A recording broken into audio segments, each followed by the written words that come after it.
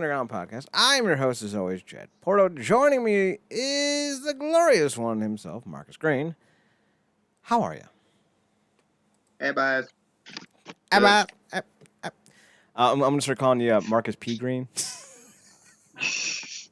I feel like you need a middle initial to really emphasize how classy you are.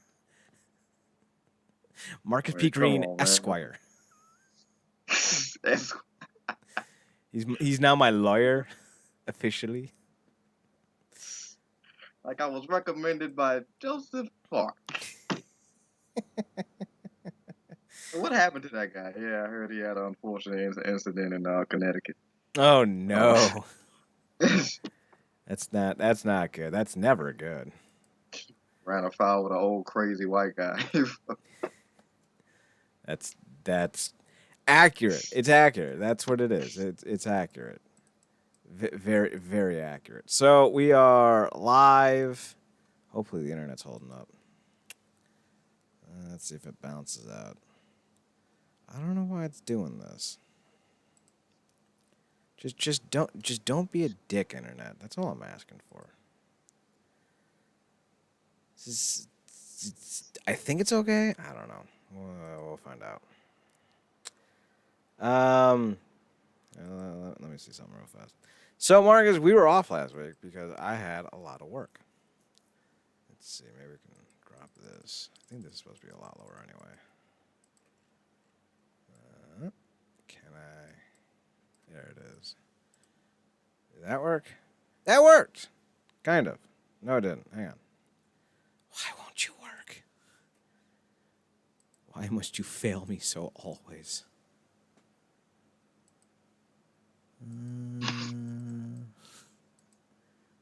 I have a joke for you.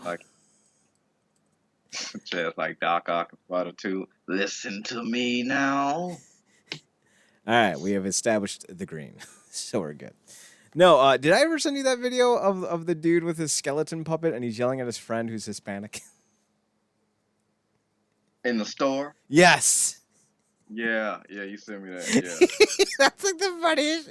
That and the Bill Belichick as a dog photo are like my two favorite things the internet has ever gifted me.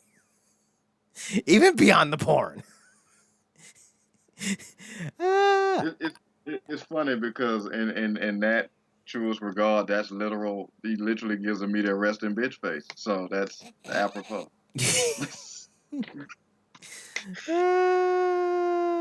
All right, let's. Now that we fixed the most unenthused coach in all of sports. So successful too. What's he got? 7 rings, 8 rings, 9 rings, 10 rings. He won another 2 right now, so he's at 15. Goddamn, just stop. Like in the other room, meanwhile, so Coach Tomlin, who did you trip today? What? What are you talking about? What? Oh no. So first and foremost, congrats to Mark Henry. He's looking fit. Yeah, man. With a PH.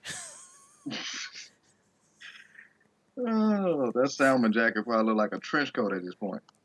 Oh my god! So I know like that's everyone's favorite. Oh my god! It completely got me, and I'm just sitting here like, y'all are nerds who don't know anything. And this is when Hogan tweets, when it's a work and it's a work and you work yourself into a work, it's a work. Brother, you're working yourself into work. Don't work yourself into work, because then you're gonna have to go to work and then you're in the middle of a work, brother.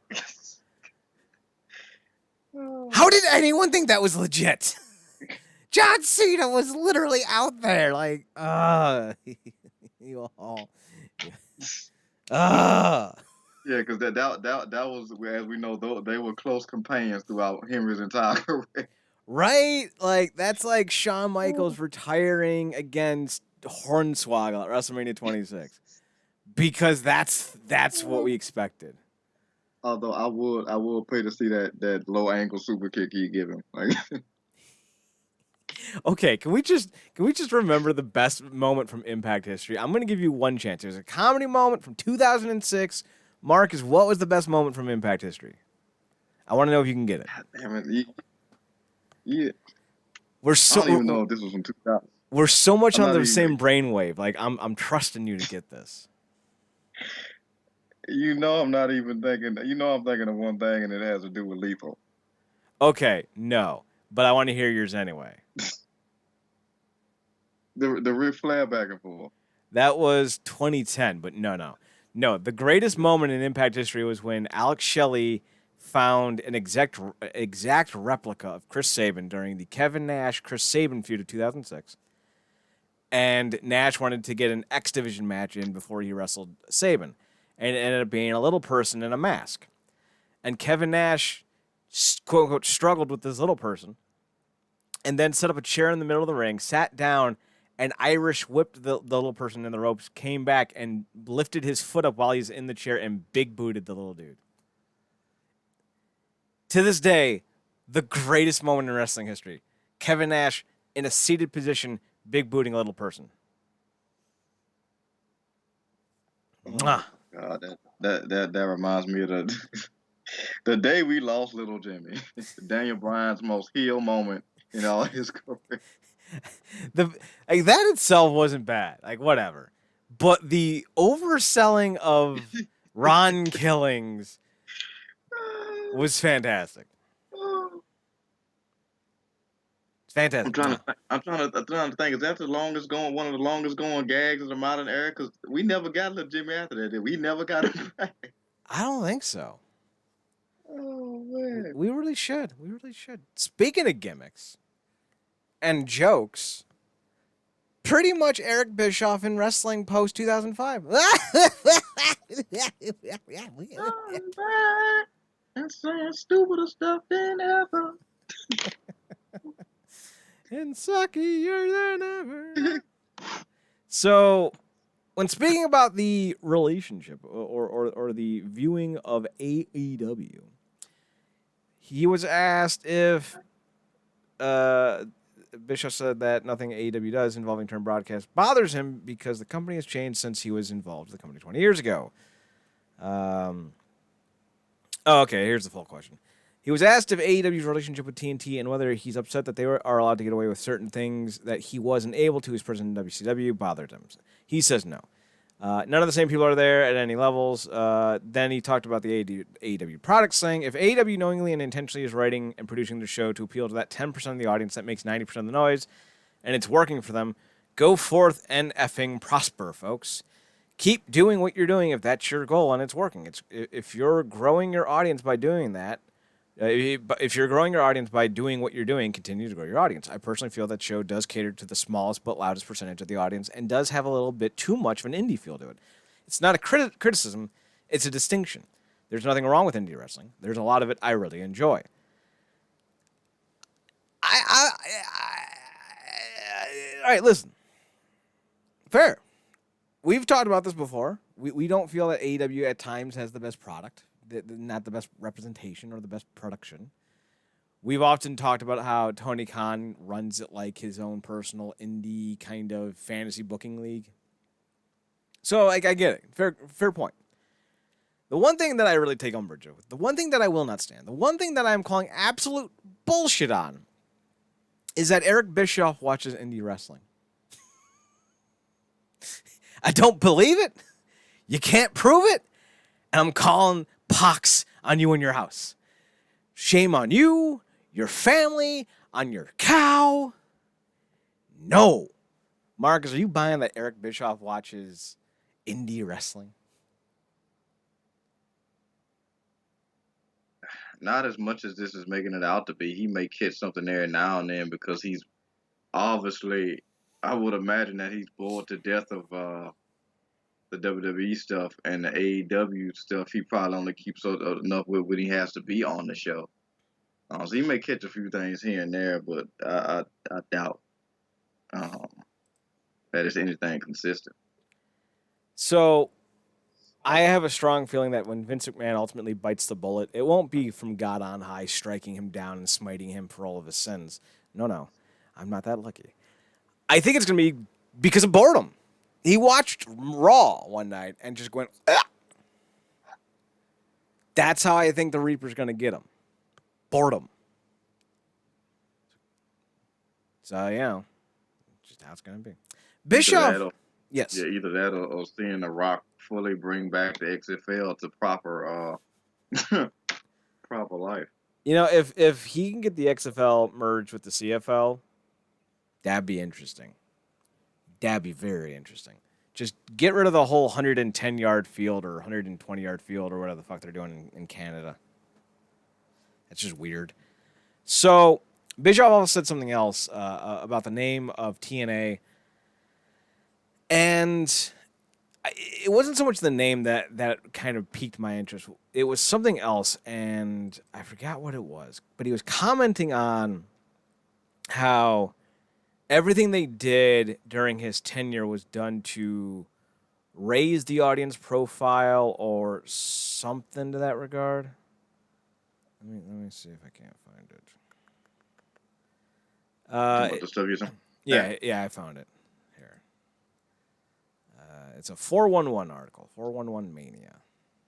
Yeah, I definitely know what he said about lockdown. He was like, we can't have this Yes. pay-per-view with cages year round. Like that can't be not year round, but every year. So here's what he said, and yes, you paraphrased it. I want to go into detail with the quote, though.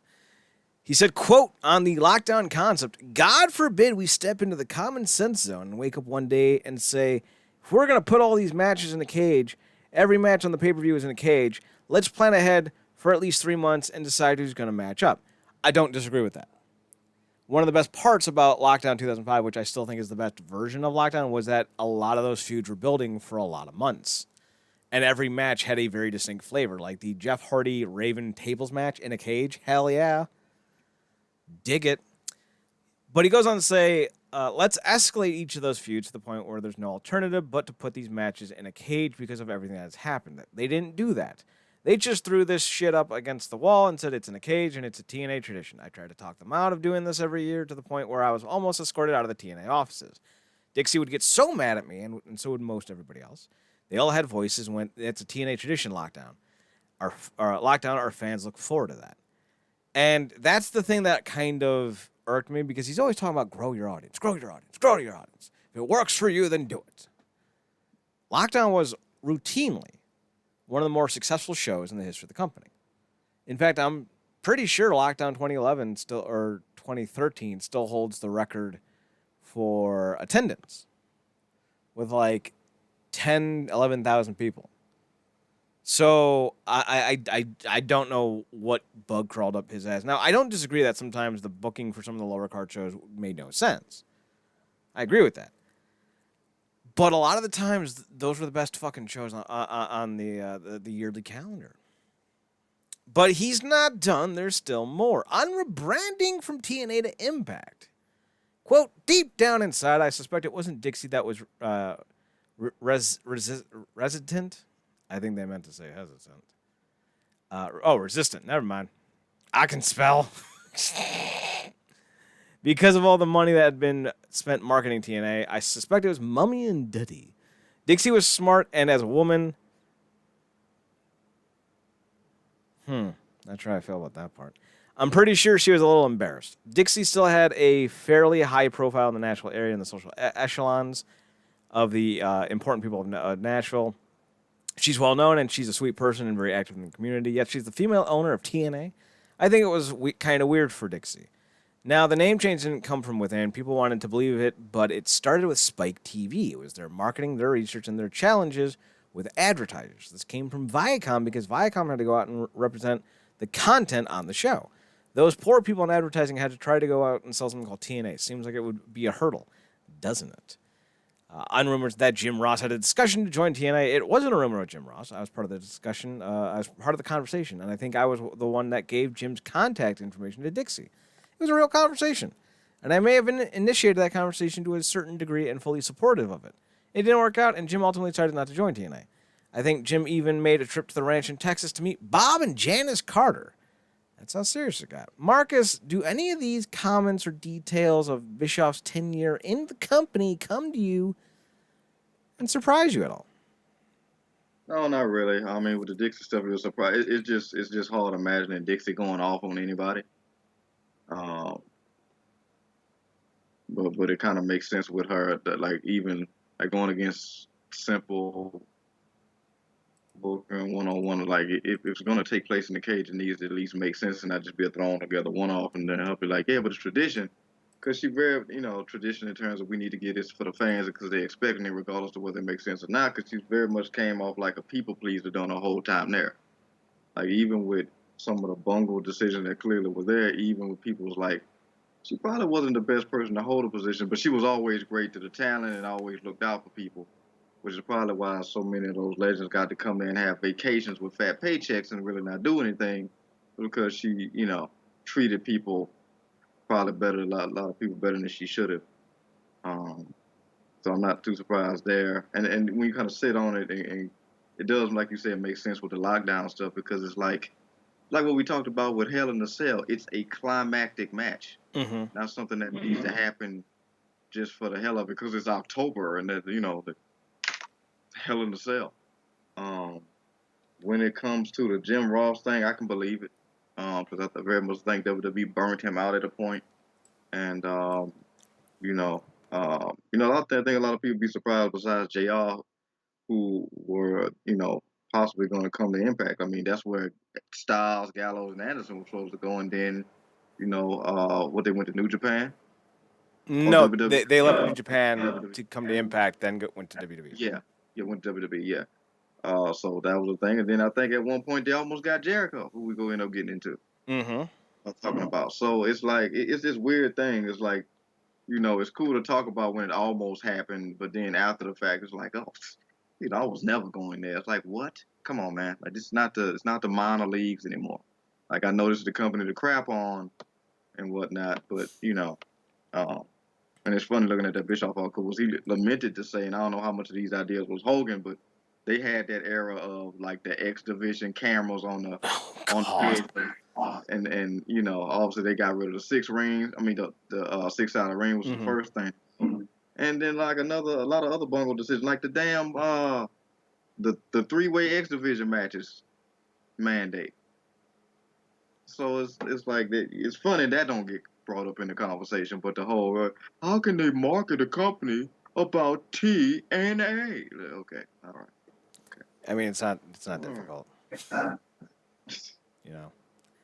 So let's talk about Jericho because obviously, when talking to comicbook.com, he was the conversation was brought up between AEW and Impact. He said that Jericho said, "Our roster is jam packed as it is, and I think our involvement with Impact has been pretty much what it should be. I'm not saying this is in an egotistical way, but AEW is at a completely different level than Impact is. So anything that we're doing with them benefits them a lot more than it benefits us, in my opinion."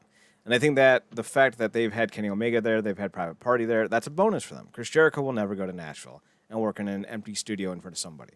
There's just no reason for me to do that. If those guys came over to invade, who are they going to bring? So, I don't know why anyone cares anymore about Jericho. We know who he is.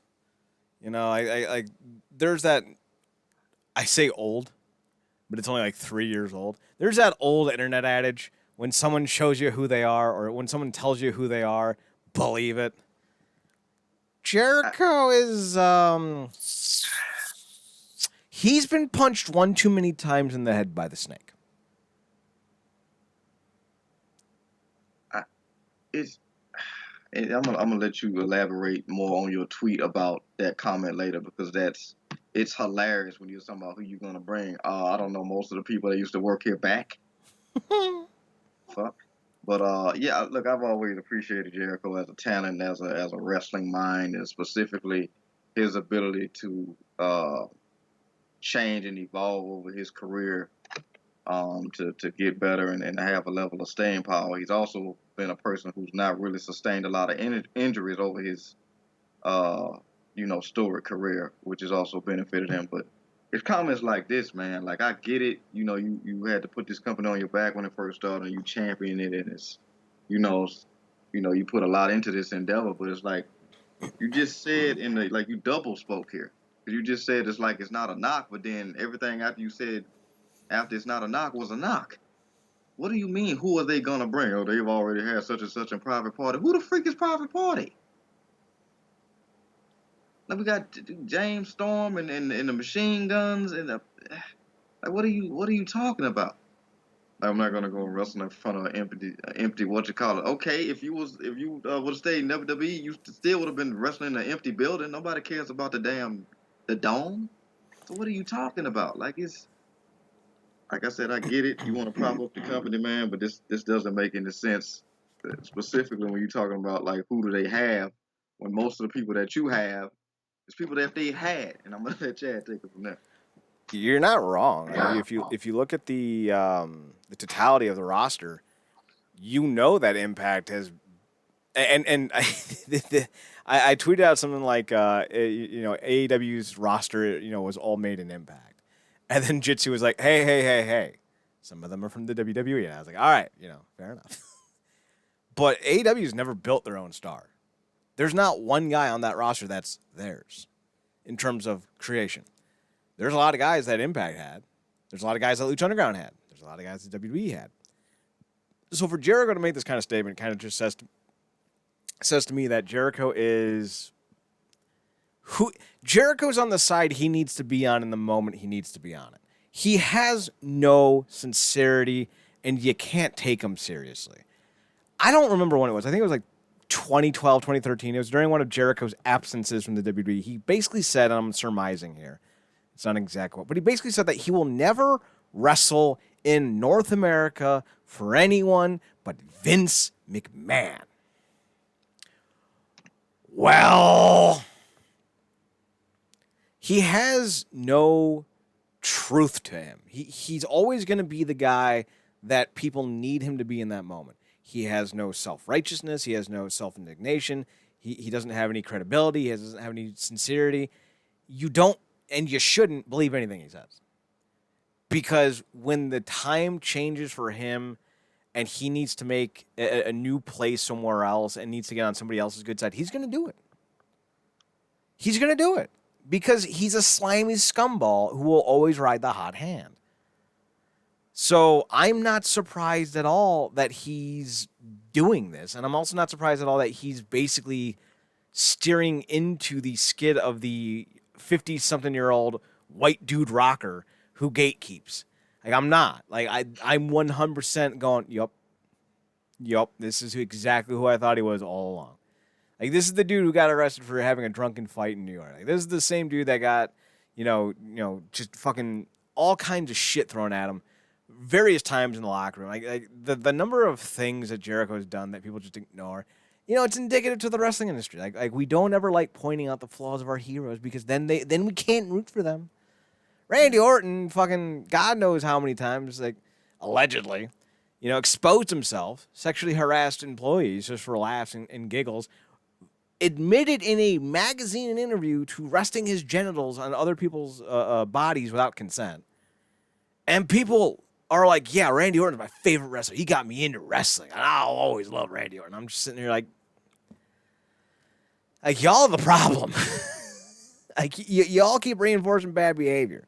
And it pisses me off to high hell because I see so many of these pro athletes getting arrested for domestic violence or assaults and batteries or DUIs. And man, like DUIs and like, driving while impaired. Like, I had a friend who got paralyzed because of a DUI, like someone who was driving while impaired. So, like, I see that as, like, the most selfish. Like, there's, like, a tier. There's, like, murder, rape, cheating on a married spouse, and driving while intoxicated. Like, those are, like, the 4 sins that I will not abide by. No, man, I hear you. I think I told you that story about my mom's friend, man. She was driving back from church.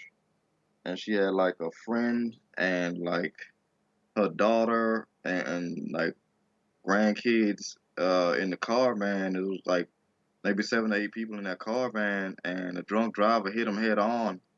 And it was like when they got to the scene, the front of the car was in the back of the car. Jesus. Like it was a total loss, man. So I'm right there with you, man. Like it's some of the worst stuff, and there's never no resolution to it. So it's another issue, that's rapidly gets under talked about. Yeah, and you see so many pro athletes doing it, and it's just allowed to happen, and no one holds these dudes responsible.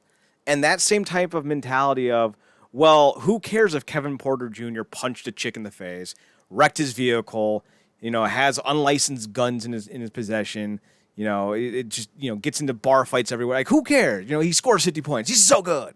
But that mentality is so much worse in the pro wrestling blogosphere because it's just as intense and it's like a 12th of the audience. Yeah.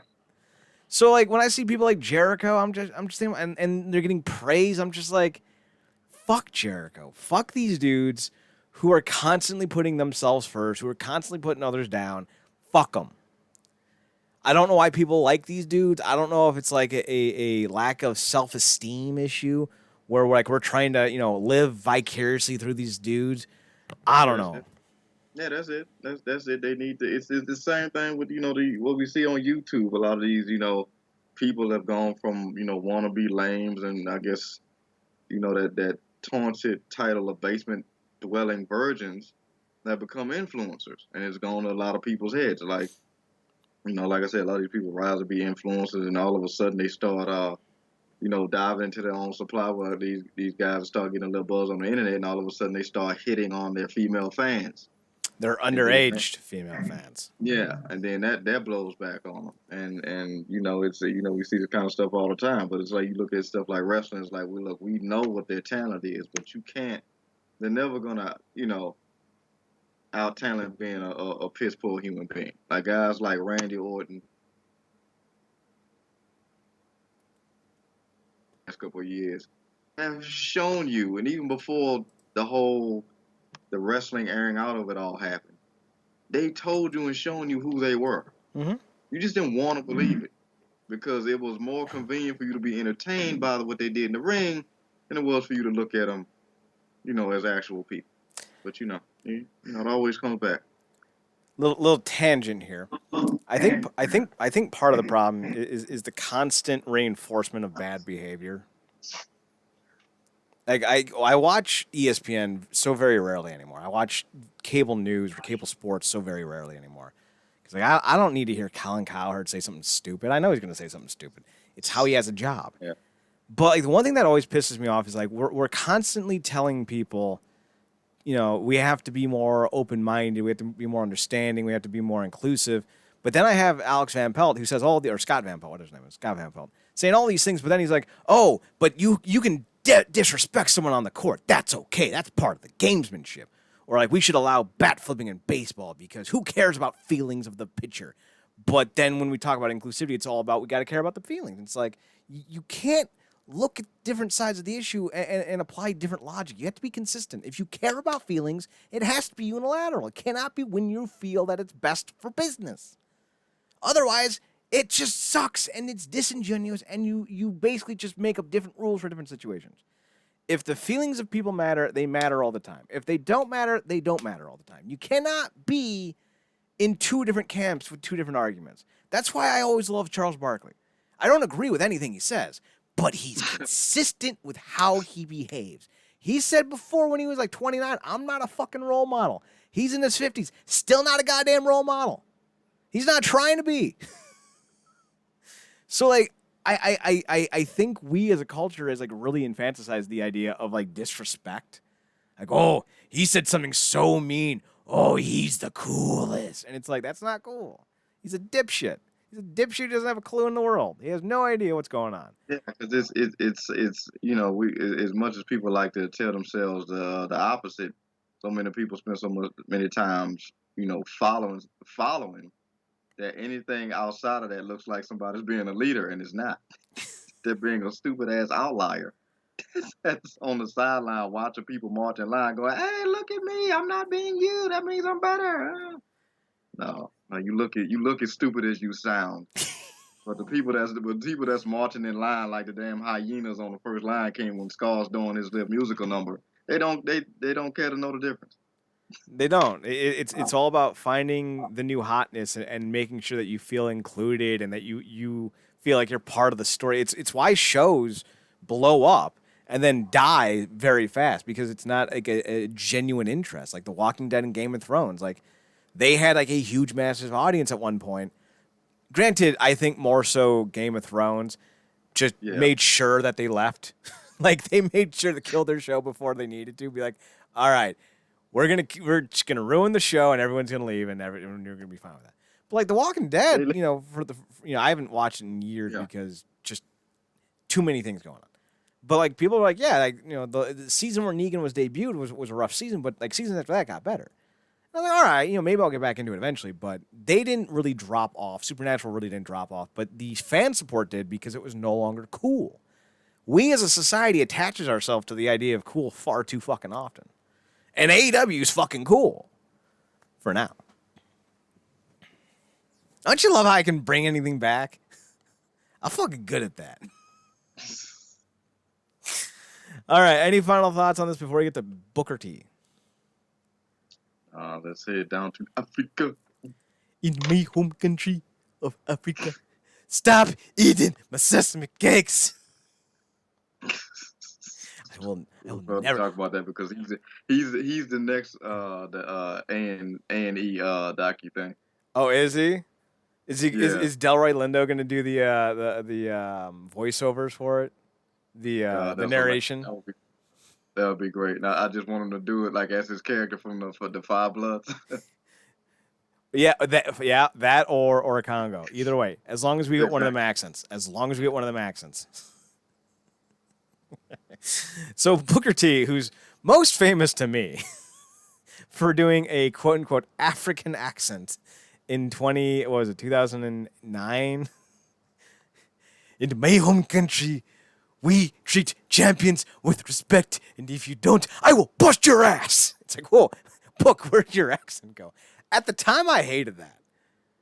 But now I find it endearing as shit. No, I love it. And it's funny because like I don't know how much of that in the beginning was just him doing it because it's like his natural thing to forget he's supposed to be a character, and then I think it became like a thing. Because you remember that Street Profit segment? Not Street Profit, the Crime Time. Oh, Where they yeah. basically his wife. It's talking like something in my match, and then he's like, wait a minute, where's my wallet? What the hell? Wasn't that at the Rumble? I think it was at the Rumble or something else. Because I want to say, yeah, that's when they was picking those numbers with the balls or something. Mm-hmm. I think it was the 07 Rumble because he had just won the King of the Ring in 06, I think. Oh man, it was classic, man. R.I.P. to Shaq Gaspard. That was classic. Or maybe it was the 06 Rumble. I'll have to double check. So Booker T isn't too happy about Kenny Omega winning the Impact title. He goes on to say, quote, I don't know what Impact is thinking right now. Maybe they're thinking, the rub. Maybe they're thinking the rub. Book, you're so detailed in your opinions. Quote, it's a cool moment for AEW. It's not a cool moment for Impact Wrestling unless I own both companies and I was working the fans, you know what I mean, at the same time with both of my companies. For Rich Swann to go out there and lose to Kenny Omega, it does absolutely nothing in my opinion. And just say, for instance, if I was doing Deep Impact with TNA and they wanted the Reality of Wrestling champion to lose and drop the belt, it wouldn't happen. It just wouldn't happen. If the champion gets beat, which is your franchise player, the number one guy, and he goes out and gets beat, I could be wrong. But for me, if it was my company, something like that wouldn't have gone down. There was no point there from Booker T about if the champion loses, but whatever. So here's the thing. Impact needs help to get bigger. We know that. They're profitable finally. They're on their own network sustainably. The parent company, Anthem, just bought one of the biggest MMA promotions in the world, Invicta FC, which is an all-women's promotion. So they're doing stuff. Like, as a brand, they're doing stuff. They are trying to grow their brand, and this is a great way to do it. They're cross-promoting. They're getting all eyes on Impact. And to be fair, I don't agree with Booker. Shocking. I think Swann did a lot of good as champion. I think he had a lot of great matches. And in a work rate era, I think that's a good thing. I've mentioned this to you, and I'll say it again, and I'm not going to backpedal now. I don't think Swann's a world champion. I don't. He just doesn't have the charisma. He's a good guy, and people like him. But you need to be more. And I think I've mentioned this before. I think the only person who has that moreness is Callahan on the brand. And I don't know why they don't let him run with it more often, but what have you. But with that being said, I think losing to Omega isn't a big deal because it's not like anyone has any, doubt about who the bigger star is. We all know Kenny Omega is a bigger star than Swan. Now, we can argue, well, who's more talented? It doesn't matter. This isn't fucking MMA. This isn't basketball. It's not baseball. It doesn't matter who's more talented. We get to pretend who is more talented. And on this night, we can pretend that Kenny Omega was more talented because guess what? They're not really fighting each other. It's a story. It's all a story. Calm down. The guys from Jitsu were getting harassed on Reddit because apparently some dudes were like tweeting at him like, lol, lol, lol, Kenny Omega won. We knew Kenny Omega was going to win. I've told you how this story's going to go. Omega's going to go to Slammiversary and lose the belt to someone on the up and up. Maybe Moose, maybe Trey Miguel. I think it might be Trey Miguel. With the way they're booking him, I wouldn't be surprised. But he's going to lose to someone that Impact has invested time, money, and probably has an extended contract with at Slammiversary. And it's going to, because he does business. Yeah. Omega does business. Look, it's short term. Look, and this, this wasn't on purpose, but it literally just came to me. It's short term pain for long term gain. Yeah. You lost a battle and won the war. And if it's going how you anticipated, and I think me as well, because like we have been very closely monitoring Moose's maturation through this company ever since he debuted back with Mike Bennett, some years back. Was that 2017? Yeah. And he slowly but surely, like he was, like they damn near like put that grand championship on him, which really ultimately did nothing for anybody. But he's literally tried to make the most of every situation he's been put in, spending a lot of his career in Impact as a face, and now he's a heel, thriving from the look. I mean, he's in the best shape I've seen him in his entire career. He got the look, he got the attire, the music, the demeanor. He got the complete package now, and it's not something that happened overnight.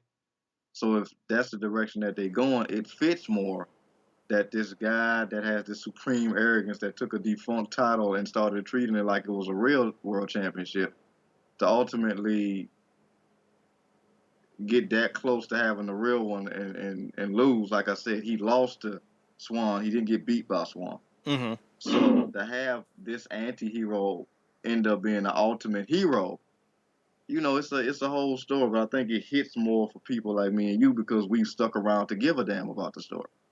Whereas other people looking like, oh, they came in and let AEW Big Brother them, and it's like this, they're not going to do this and not get the title back. He's not going to have this title like through WrestleMania or something. So it's,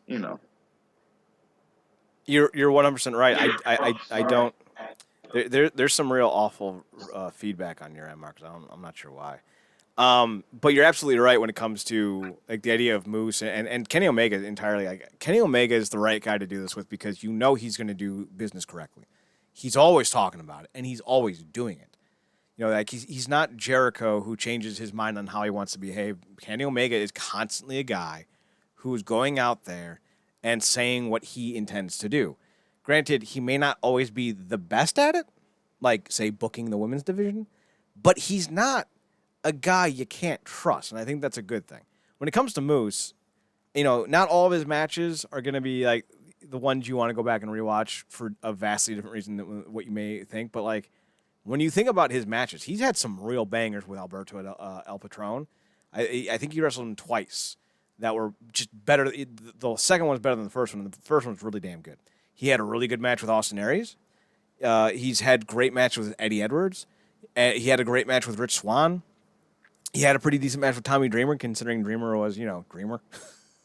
But Moose has always had some good matches, and they've been getting more and more impressive as he's matured as a wrestler. And I think he's at that point where he's at the perfect intersection of talent, athleticism, and credibility to finally get the belt and for it not to be a mistake. Because there were times when people were talking about putting it on him in 2018, 2019, and I'm like, no, it's too soon.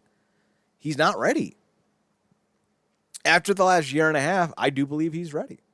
And if he's the one that beats Kenny Omega, so be it. That won't be a bad thing. And it'll make Moose into a huge star. So, I think Booker is stuck in 1985. Yeah, yeah. Am I still getting feedback? Yeah, I just heard myself. Oh, wow. It's yeah. I don't know what it is. We can workshop it after the show. We're halfway done. Yeah. It's just weird. 'Cause, I mean, look, he had the same thing to say about Tessa, which in hindsight, obviously, that was the right thing. But um, and I just think he come from a certain era. He like things a certain way. And even if it is going where we going, I still don't think in his mind that was the way to go. So I don't know if Booker's somebody you could really change your mind on that like that. And let's be honest, it's not like he's ever had a string of glowing things to say about Impact. I don't even think that was the case when he was there. So he ain't really a dependable source when it comes to positive Impact vibes to me Well, anyway. when people talk about how some people were just there to collect a paycheck, they were talking about Booker. That's not even disputable. Plus, he was in that awful Bad Bunny song, just head bobbing. Yeah, the time when he actually did dance. It's rather interesting. Rather interesting. So George Iceman, who is somebody in the Canadian wrestling scene, Destiny Wrestling, I think.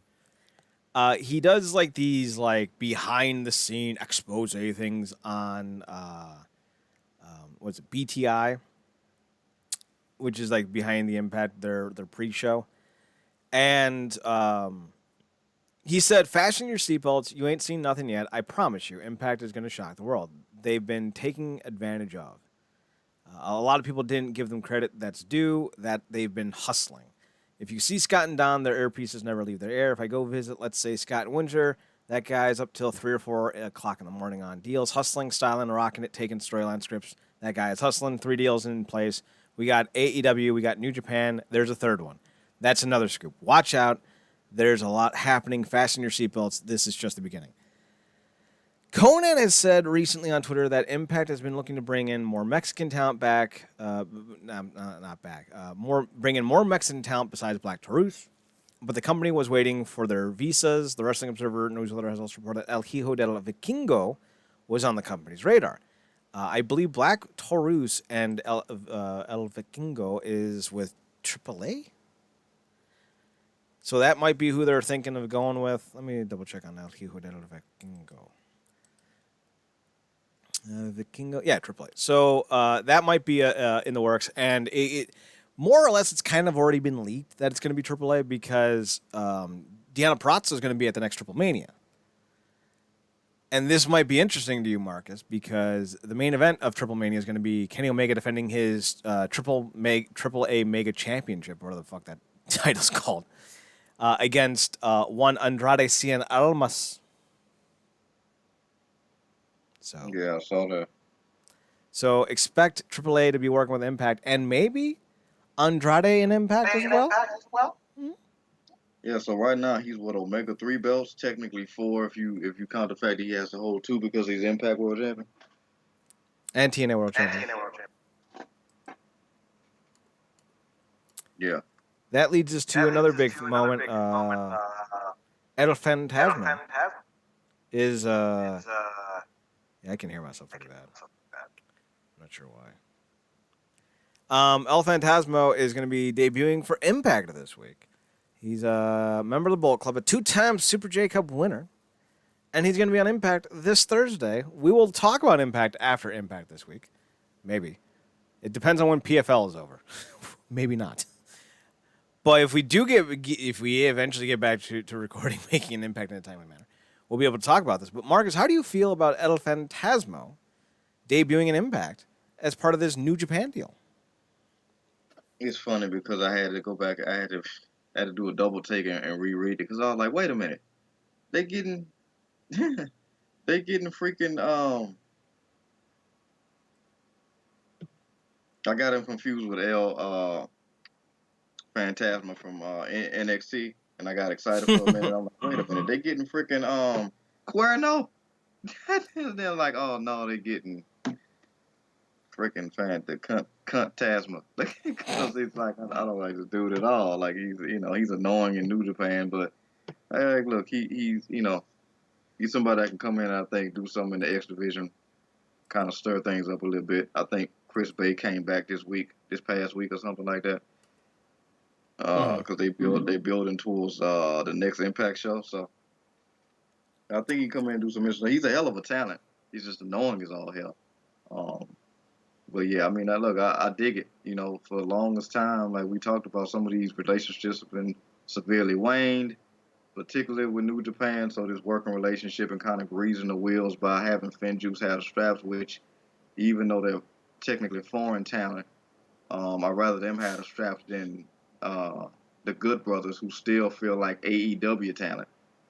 Um, so I think all things come back full circle, and to like you said, the guy from BTI's credit, they really have been hustling. I just think again, it's still that stigma that it's cool to rag on Impact for continuously doing all the wrong things because people just don't, or still have sour grapes, or still have sour taste in their mouth from previous regimes. So, I think it's all going to come full circle around, like you said, Slammiversary, where the company will get their titles back. I don't know do we know if Alex Shelley coming back? Eventually, yeah. Yeah, because I'm like, because at this point, I would imagine the belts may be going towards Gunn and Storm and Saban, but who knows? But I mean, also those straps got to go somewhere, and I doubt it's going to um, Fulton and Ace. So, but yeah, I dig it. Phantasma should be an interesting addition. So Impact's next show is Under Siege. Oof, that's rough on the air. It's going to be Finjuice and Eddie versus Omega and the Good Brothers.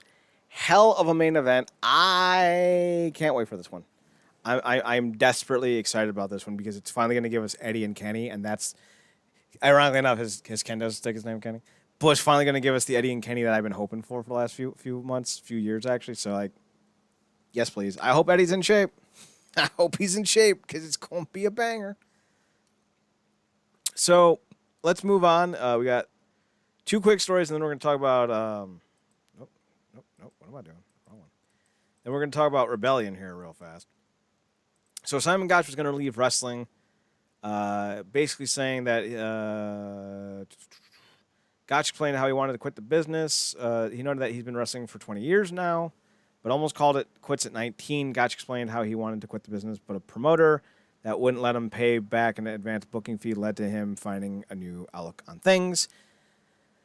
I don't like round numbers. For reasons I really can't explain, humans are obsessed with round numbers. We like round numbers for anniversaries, 10, 20. It's something we obsess on. I've been wrestling for 20 years, but last year I decided I didn't want to do it anymore after 3 years being free from WWE and repeatedly being told from promoters that they'd love to use me, but it's too expensive to fly me in. I got told time and time again that it's just I didn't have a spot for me in Tampa and have a lot of angry nights.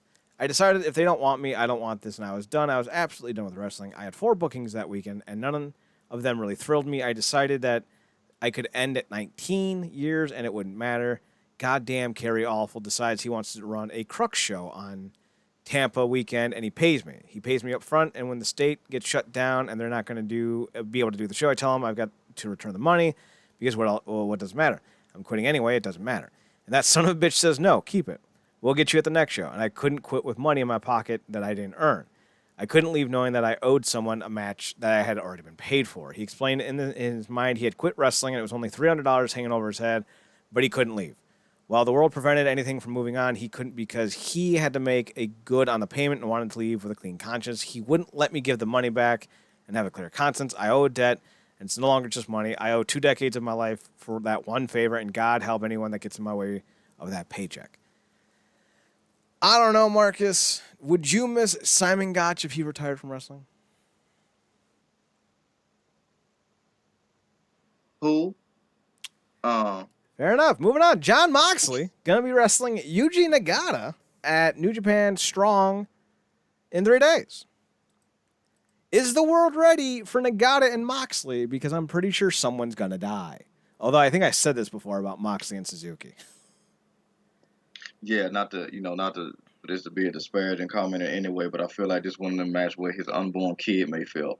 He's gonna get slapped so hard, his grandchildren are gonna feel it in the future. Jonathan Moxley III, running through the fields of warm Toronto, Canada during December, because global warming, falls down going, Grandma Renee, my face, it is on fire. I don't know why he's French Canadian, but we're going to roll with it. And then Grandma Renee runs over and goes, oh, don't worry, Jonathan III. It's just your grandfather getting smacked like a bitch from 35 years ago. Like a bitch.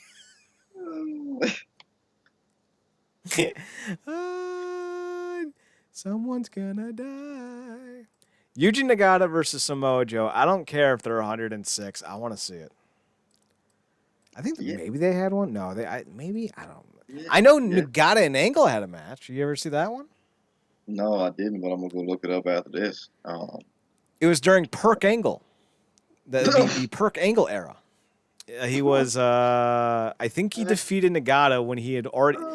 Remember when Angle went to Inoki Genome in like late 07 and beat Lesnar for the IWGP title that wasn't the IWGP title because Lesnar left New Japan in disgrace or whatever? Yeah. Well, the deal was that Lesnar drops it to Angle because they're good friends. Angle with Impact would then return the belt to New Japan. They'd have a series of matches with New Japan, and the first one up was Nagata at the Dome show, with Mike Tenay and Don West doing alternate commentary for it. So it's a gem. Nagata was like 38 at the time, still well within his prime.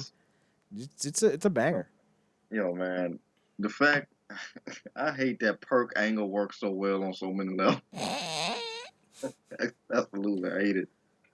But yeah, and it's weird. Like speaking of Joe, I feel like his name is gonna come up again when we get to talking about Rebellion, because that little treat at the end and the potentiality for some returns, man. I'm looking forward to it. So what I'll say is very simply, Perk Angle might be the most accurate nickname in the history of all time. But remember, Perk has a hard R. Oh God. Angle does like his coffee. Black with no cream. It's such a conflict of interest because we know that Kirk is, if he's racist, those lines are severely blurred. Because it's like Rockacon and like what's how much space is between Rockacon and Robin from the Howard Stern show? Well, don't forget Charmel and Kurt Angle wanting to have bestiality sex with him. Whatever that means. Every time you remind me of that, it's like I wiped it from my mind and you keep it. Remember what we said during the My Hero show, which is going up on Wednesday? Remember what I said? You're the friend that makes sure that I don't see something terrible. I'm the friend that makes sure you never forget something terrible. Just how we are. Yost and Bone with a Yost and Bone podcast. How did you end up being Yost, though? That's what I want to know. I wouldn't mind having a beautiful black wife. I have no problem with that. Oh, God. Oh. And I'm pretty sure where you live, if you're hanging out with a 10-year-old blonde white girl, you ain't having a good day. Not if someone sees you. Did I hear you whistling, boy? No, sir. No. We called with a young Hayden Panettiere, which I also have to make myself remember that's who that was. Yeah. But it's funny though, because who was the young lady they got to play her as an adult? Because that was a beautiful young woman. I don't think she was in anything. I remember looking. I'm not sure she was in anything. It may have been. Was it Piper Paraboo? No, they would have gotten Piper Paraboo for a role so small. Let's see. I was about to spell out Attack on Titans. That's not right. Remember the Attack on Titans. There it is. That's the movie I want to see. It's Denzel and Ryan Hurst battling giant mythical naked dudes who eat you. It'd be a hell of a movie, I'll tell you what. Let's see. Cheryl Yost was the name. Do we have a full Cheryl? I still can't believe this cast, man. Kate Bosworth, Hayden Panettiere, Kip Perdue, Ethan Suplee, Donald Faison, Ryan Hurst, Will Harris, Wood Harris, sorry, Will Patton, Denzel. Like, goddamn, what a cast. Let's see, where's adult? I'm sorry, I'm just looking at some of the character names. White girl number 1, white girl number 2, white kid number 1. Is this a Starbucks line? Yes. So let's see. I'm not seeing. Oh, here we go. Football fan, neighbor, cheerleader, Titan. Arlene Yost. Who? Wait, he had a wife? I didn't even see that. I'm not seeing it. Cheryl Yost. I guess we will go to Google. Who played the adult Cheryl Yost? That's not the button I wanted to hit. Sunshine, sunshine, sunshine. It says Tez Panzer. Sure. Ever hear? Tez Panzer? Yeah, Tess Panzer, sorry. Tess Panzer. Man, I'm bad with names. We know this. all respect to her. That does sound like a name you find in an adult film.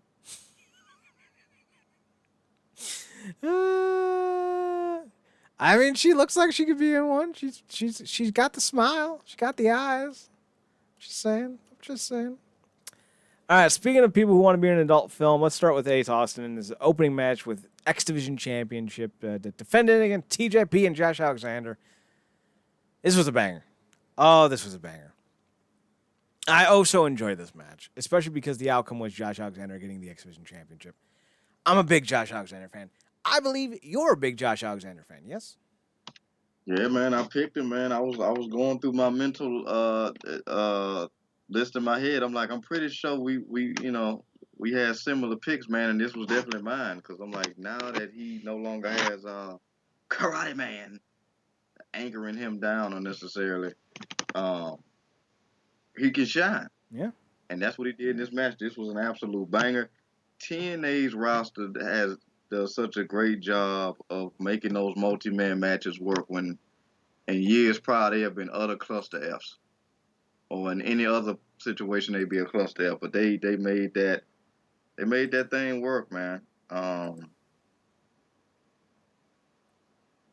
Ace, because it was Ace, And TJP. obviously that's why I didn't remember who it was. But yeah, specifically Ace and I mean, man, they made that match. So it was good to see, going back to the classic X Division match opening the show. And then TJ had his thing, man, but it was good to see Josh come out shining and not necessarily deviating from his game plan. He stuck to that ankle lock and stuck to those moves and does what he do. And that strap looked good on him. They've been building it up because he's been for weeks now kind of in the background and stuff has been moving like, look, man, I'm on your ass. That's basically what he's been doing. So it was good to see him, get that W. And does he have new music? Or he got the same music? No, he got the same music. I think he still has the same music. Yeah, but it looks good on him. I expect for him to hold on to that for quite some time, hopefully. Again, I need to state, I want to see his wife on television. Jade Chung is 72 flavors of sexy. Yeah, yo, man, hot Asian wife storyline battle out him and Carl Anderson.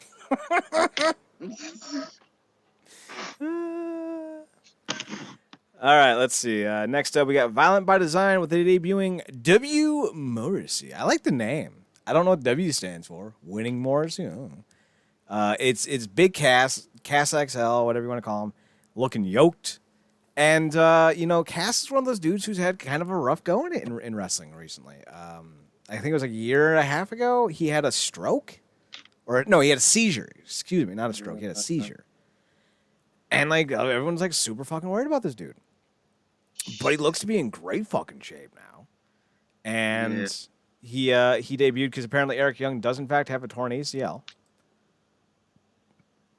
Oh, William Morrissey is his real name. Oh, nice. Yeah, but and credit to Eric Young, man, because you know he got that. You know he didn't get that torn ACL from being lazy.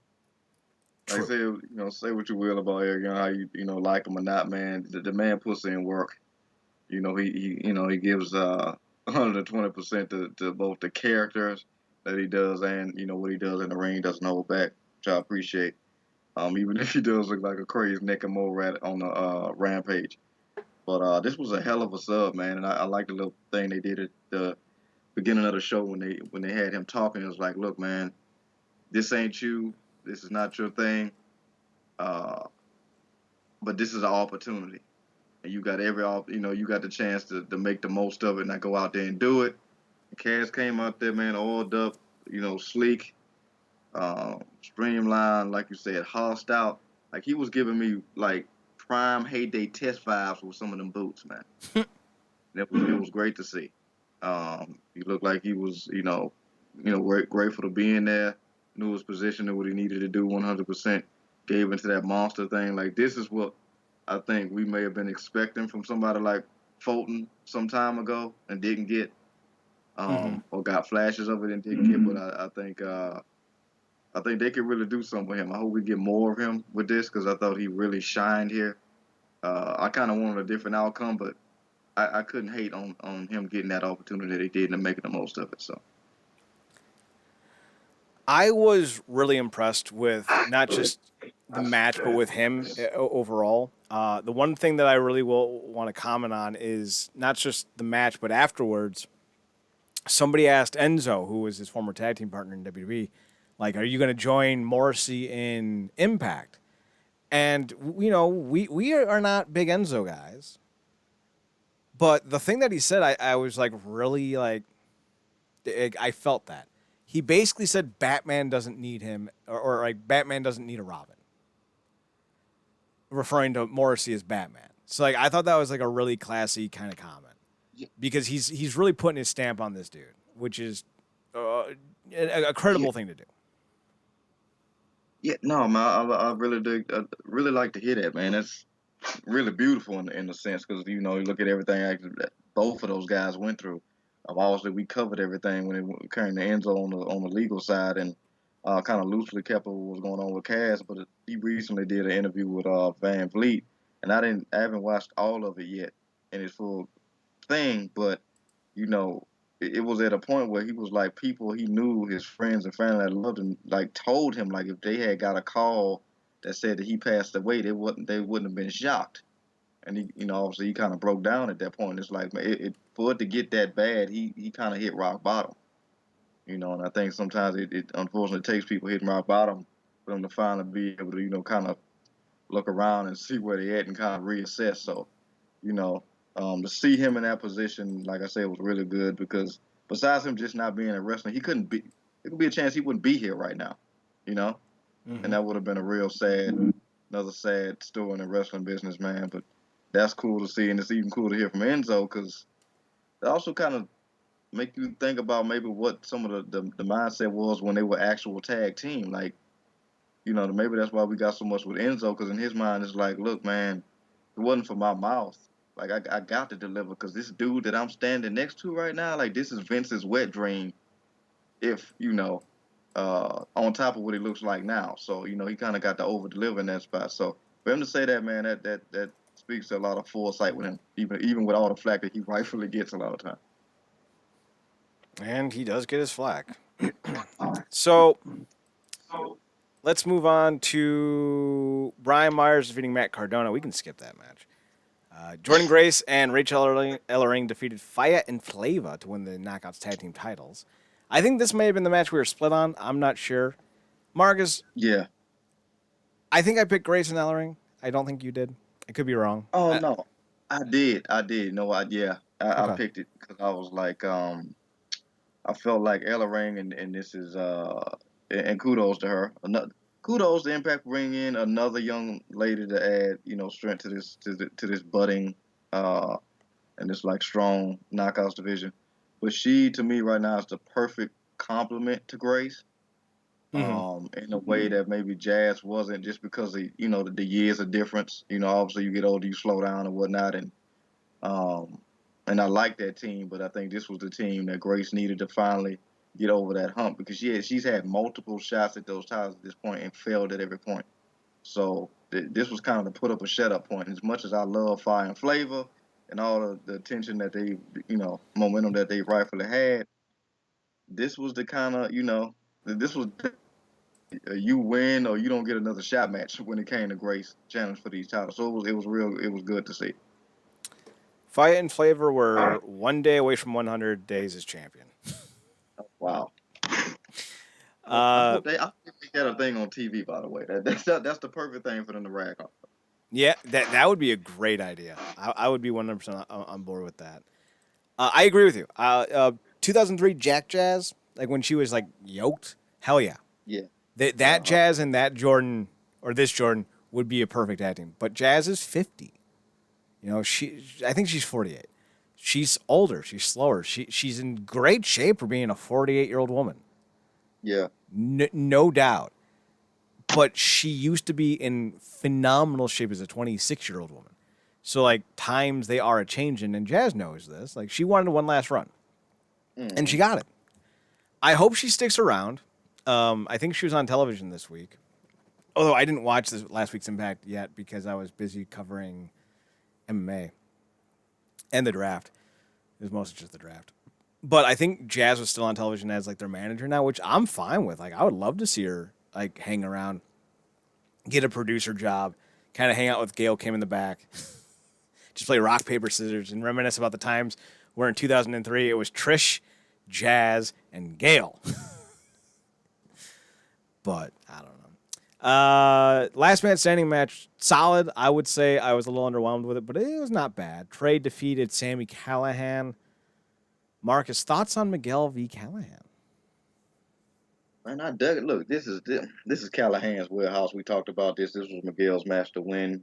Callahan has reached a point where he can, he's in that sweet spot where he can kind of juggle back and forth between losing and winning. And if he takes multiple losses down the ceiling, it hurt him because of what he can do and kind of switch up the momentum. But he is, building Miguel up because it was a giant kind of scratching your head hole when the Rascals left the way that they did. Wanted to go off in a new period together. Two of them got that, and Miguel was kind of left out in the cold. So, for him to kind of have to hobble back the Impact, that whole thing of Callahan was the perfect for to be like, oh, they didn't want to run.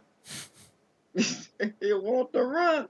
And then being like, you have no, how you have no next gear, you have no type of it factor or anything. You're just lame in the brain, the duck in the middle of the pond. Nobody wants to see, wet. So for him to make him build up that aggression to beat him in the last man standing, it wasn't the best we've seen, but it was suitable for what this was. And I think this is another building block towards Trey potentially either going for that X division and finally getting that final, or maybe like you said, potentially a world title run. I mean, hell, if they pulled it off with Swan, I see they could do it with Miguel too. And that's the thing. Like, even though I don't think Swan's your franchise guy, they did build him up. Like, they improved his stock significantly, and I think they can do the same thing with Miguel. So, yeah. Finn Juice retained the tag team titles. I think this was the match maybe we were differing on. I think you were concerned that the Good Brothers would get them back. I think we only had one match we didn't agree on, and I don't remember which one it was. I want to say it was the main event, but I can't see it being a main event because then I think it was the main event because I was like in my heart I'm going with Swan. I think that was the one. Very possible. With this one, I was like Finn Juice. I'm like, why would you take it off of him at this point? And in my mind, I'm like, I'm not going with the Good Brothers in a scenario. So this was good.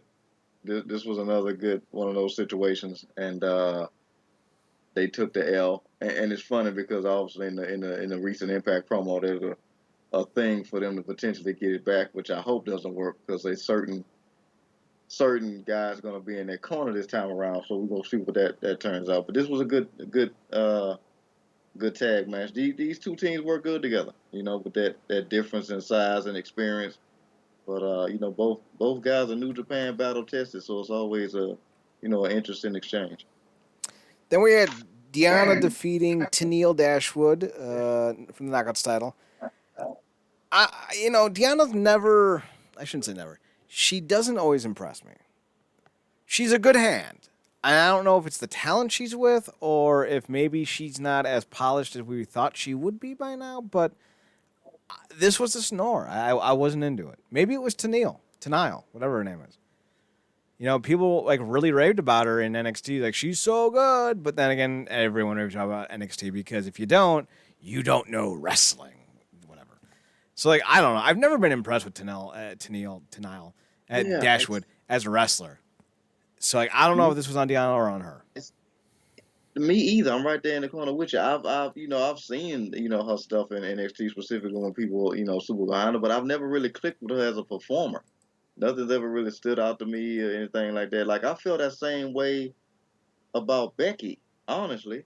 Mm-hmm. She kind of turned it up a little bit, obviously, in that whole man gimmick. But in terms of like, I never, went out of my way to see a Becky match. I think with somebody like Becky, and Tennille, but specifically with Becky, it depended on like having an opponent like Banks and whatnot. I think when it comes to Deanna, I think she has improved. I think she has, stepped her game up obviously because of the position she's, been allowed to be in and Impact, and them kind of giving her that ball and letting her run with it. Where other places she obviously wouldn't have had it. So I think she stepped her game up in terms of aesthetic, presentation, obviously promo, and stuff in the ring. It's funny you said like you don't know if it's the opponent or not. I wonder if things would have been different. What a match between her and Tessa would look like. Mm, that's Because interesting. I think that's a real test for her.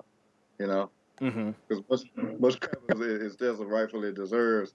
Like I said, she was and likely still is years ahead of her her time in terms of what she did in that ring. So Yeah, when we talk about Tessa, it's a mixed bag because on the one hand, I just think she's a garbage person.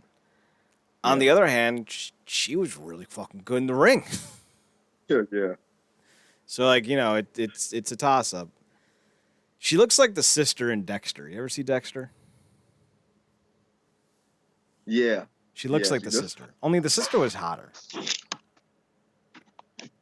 I don't know what it is. Maybe it was the lack of racism.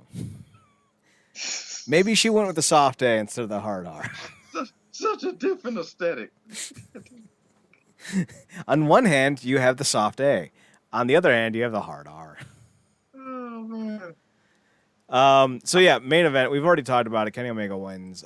Thoughts on the match though overall? Did you like it? Because they kind of did an ending where you thought Swan was going to battle back, and then he didn't.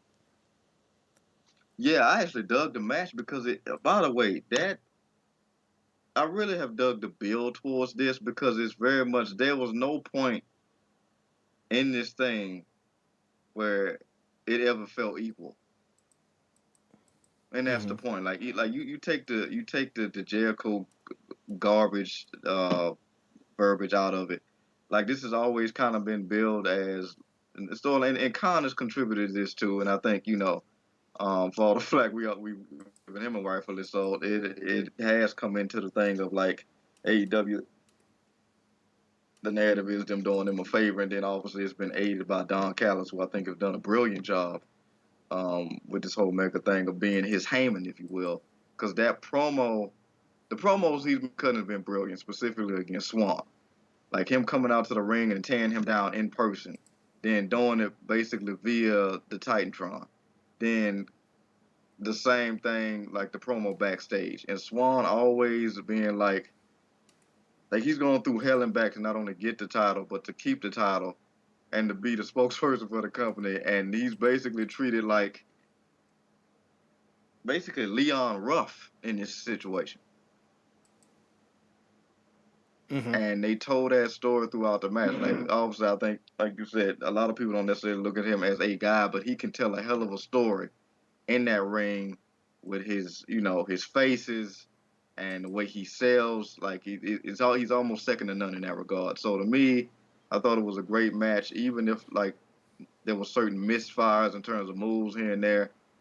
it very much came off like he was trying to get up to Omega's level at certain points, and it got to a point where I wouldn't be, like had Omega hit him with one of them damn V triggers and one of his dreads went flying, I wouldn't have been shocked. Cause that's how much he was laying in with them damn V triggers, and he V triggered him so much. I'm surprised it got to the point where it did, because I'm like, I would have been dead 2 V triggers back.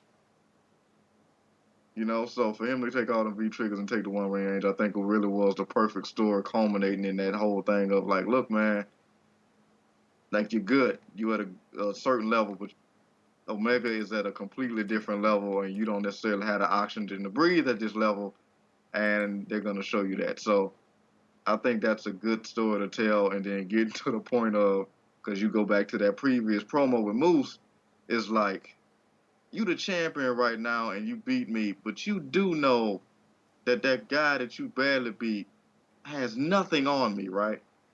Like, he can't touch me. I'm bigger, I'm smarter, I'm faster, all these things. I will kill him. But first, I'm gonna kill you if you come back with that title. So I just think it all works. I know a lot of people want to get a company flack, but to me, all this stuff is working. All they got to do is get to the finish line and cross it right, because they can bungle this. We've seen it before, but I'm banking on them nailing this. You're 100% correct. It comes down to the idea that whoever defeats Omega gets to have his name on that Mount Rushmore. Like Omega was built up as the best thing ever. And Swan was like, I'm going to do my best. And Moose is like, you're going to do better than your best.